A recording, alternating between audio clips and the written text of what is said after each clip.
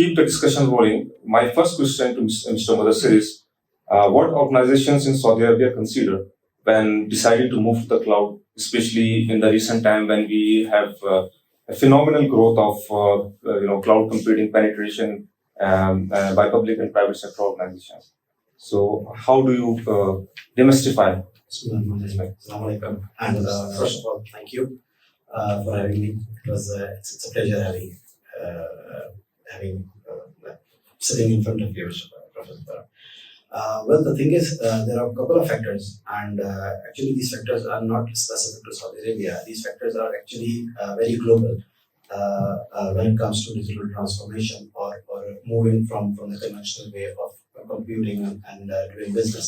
See, the thing is, there are factors like cost and ROI. See, gone are the days when any organization used to invest millions of reals or dollars to put up a setup of a huge infrastructure, and you need to keep a team of 10, 15 experts to run the business.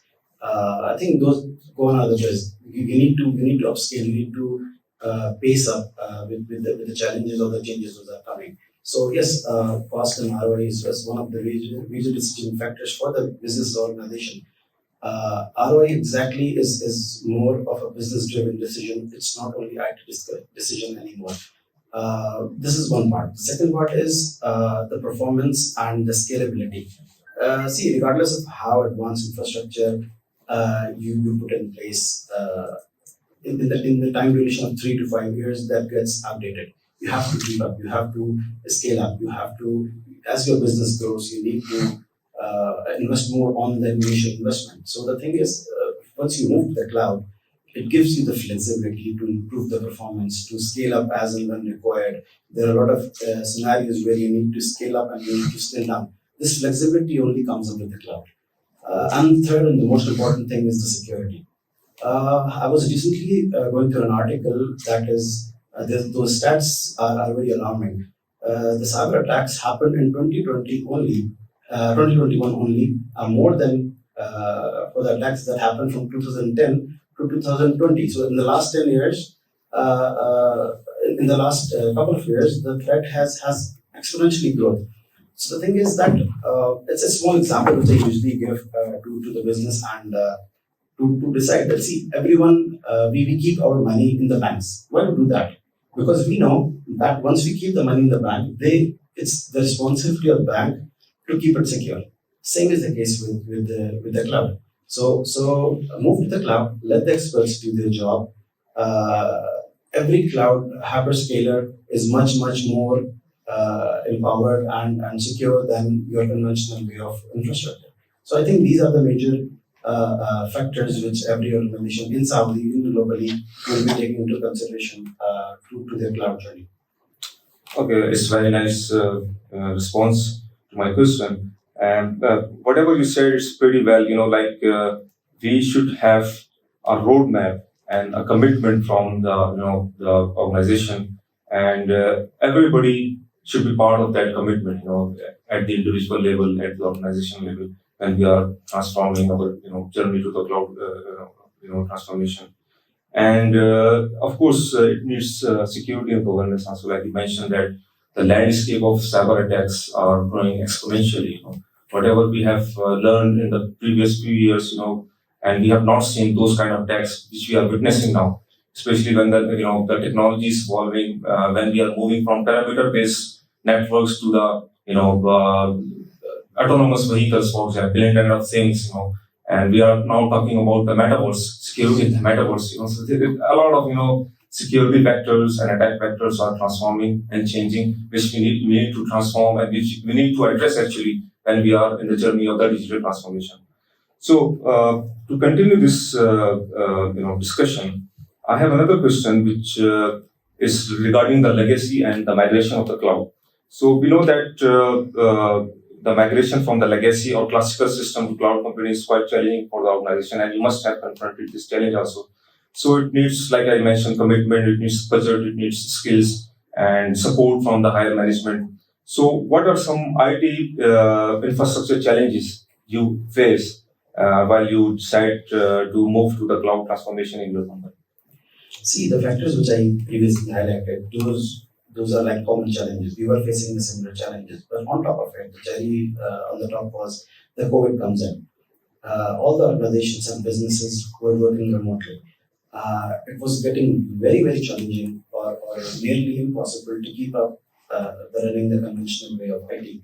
So the thing is, in those challenges, like and on top of it, and as the speakers also mentioned, that IT is no more just a service department. We as an IT are the business enablers.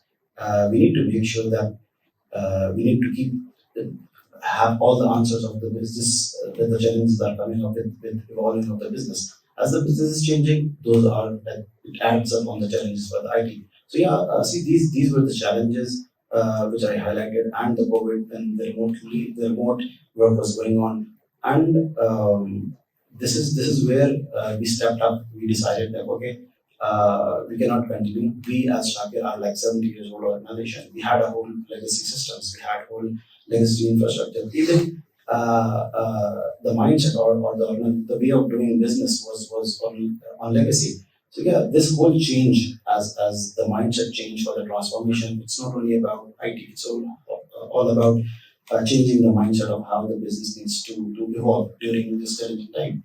So yeah, this helped us. These were the major challenges, and previously it was getting very difficult for IT to convince the management to move to cloud and to change how the business needs to be run. But yes, COVID itself as was a blessing in disguise for the technology to enable those changes which were very difficult before these times.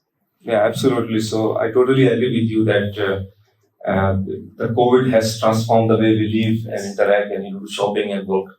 So because there have been a lot of cloud service providers like we have Cloud4C, and they have helped you to reduce the risk and to embark on the journey towards the cloud. So how do you feel about that? So how is your experience to working with that? Well, actually, when we started our journey, ourselves and the management was very skeptical about it. We were very reluctant. Our management was very reluctant. And see, as I told you, we are a 70-year-old organization. So changing the mindset and to having the trust that yes, we can do this and we can. Then comes the partner for Cloud4C, and I'm really amazed by the team of experts they have it. They started from the ground up. We started with them the journey where we sat on the table. We told them, see, we don't want a small project. We don't want only cloud migration. We want a strategic partner. We want someone to be with us from building the structure, the roadmap, then assessing of the cloud, which hyperscaler we should be moving to, how our migration should look like, then our disaster recovery, then managed services, security. So we sat with Cloud4C and we were very happy how they have helped in this journey from a very legacy system to the cloud migration on AWS, and it was amazing. And they literally have a now I can say I can sleep peacefully knowing that things are in place and there's a great strategy partner to support us in this journey.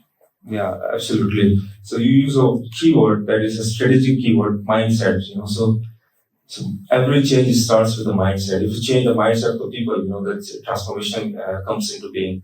Because if you don't have that kind of mindset, which always adaptive and agile, so it means that you would always have different kind of ramifications on your businesses and organizations.